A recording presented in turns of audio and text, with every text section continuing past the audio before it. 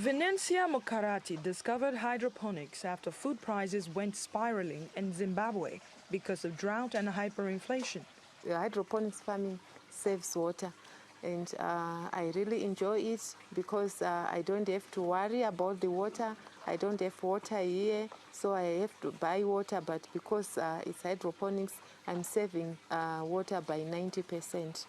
The other reason why I opted for hydroponics farming is the growth rate of hydroponics. It's faster, and then I can harvest even much faster than the soil-based farming.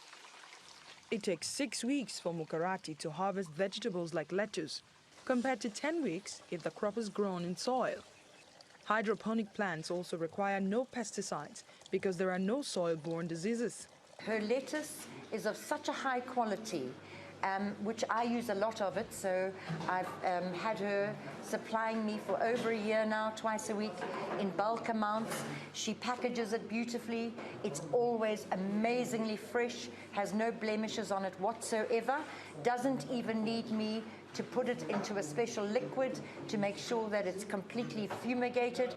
The International Panel on Climate says the region's temperatures are rising at twice the global average. Farmers here say hydroponics is a godsend. We have a problem with water. In fact, the whole world has a problem with water. Hydroponics is very water sensitive. The amount of water used is a fraction from normal agricultural purposes. What we prefer also in the market is that the product comes with its roots on. Therefore, it has a much longer shelf life.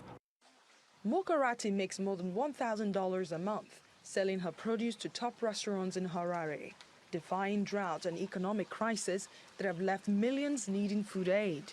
She hopes to increase production by 400% from June by constructing bigger greenhouses on the outskirts of Harare. Adeshewa Josh, TRT World.